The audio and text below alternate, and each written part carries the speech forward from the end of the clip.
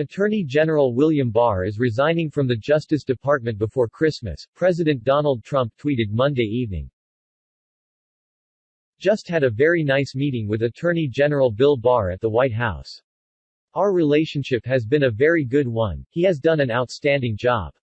As per letter, Bill will be leaving just before Christmas to spend the holidays with his family, Trump tweeted. Trump said Deputy Attorney General Jeff Rosen will become acting Attorney General after Barr departs on deck. 23. Richard Donahue will become Deputy Attorney General, the president tweeted. Barr has come under scrutiny from Trump and his allies since Election Day, after Barr said that the Department of Justice did not uncover evidence of widespread voter fraud. In his resignation letter, however, Barr praised the president and said Trump was the victim of constant partisan attacks. I am greatly honored that you called on me to serve your administration and the American people once again as Attorney General, Barr wrote in the letter. Your record is all the more historic because you accomplished it in the face of relentless, implacable resistance. Barr's letter also praised Trump for his handling of the COVID-19 vaccine, border security, and China. The announcement follows news last week that Barr deliberately sought to prevent any public disclosure during the presidential election of a federal investigation into potential tax violations by President-elect Joe Biden's son Hunter. Sources familiar with the matter told ABC News that the investigation, which was initiated in the U.S. Attorney's Office in Delaware in 2018, was put on pause as the Democratic primaries and general election campaigns played out, in line with a long-standing Justice Department policy intended to prevent overt investigative actions that might impact elections. The investigation began prior to Barr taking office in January 2019. Trump has repeatedly vented his frustration with Barr in recent weeks as Barr declined to involve the Justice Department in Trump's unsuccessful legal efforts to overturn his election loss.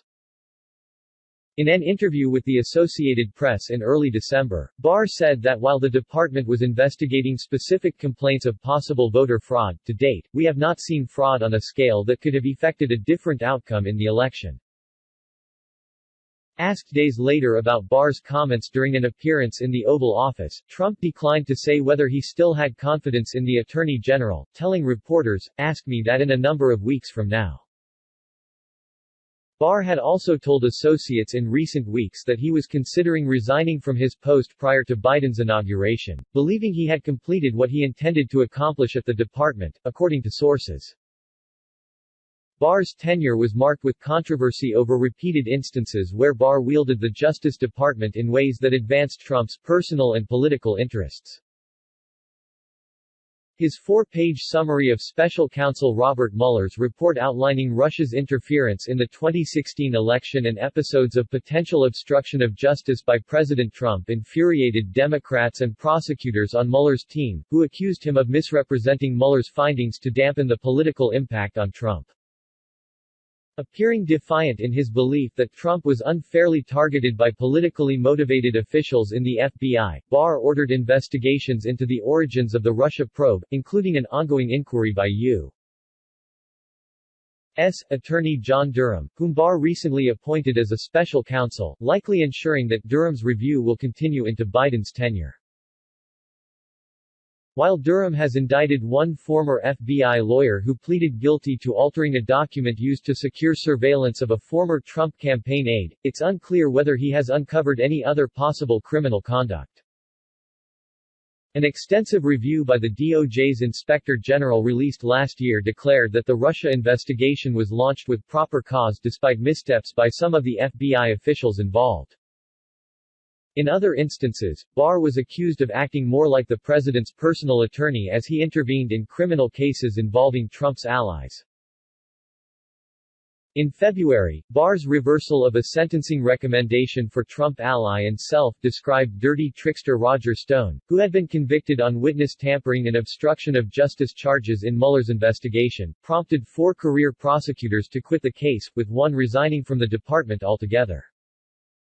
Barr also sought to drop the criminal case against former National Security Advisor Michael Flynn, who had twice pleaded guilty to lying to the FBI about his contacts with the former Russian ambassador.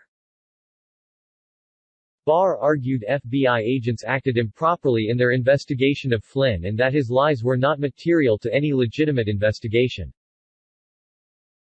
After Flynn was extended a full pardon by Trump last month, a federal judge, in the process of formally dismissing the case, said he had reason to suspect the Justice Department's motives.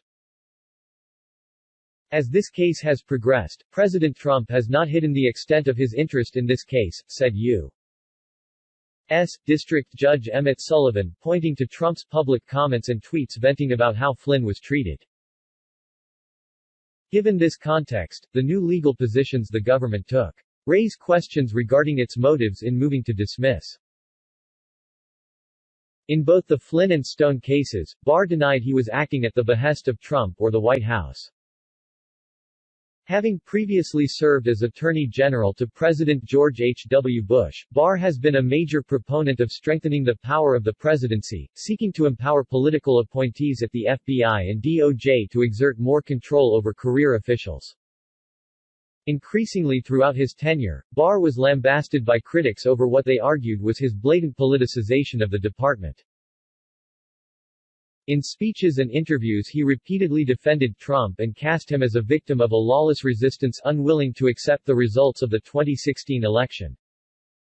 Over the summer, Barr dispatched federal law enforcement officers across the country as Trump publicly called for police to forcefully crack down on rioters damaging property and clashing with authorities following the death of George Floyd, even ordering the dispersal of a crowd of peaceful protesters gathered near the White House to make way for Trump to stage a photo op at a nearby church.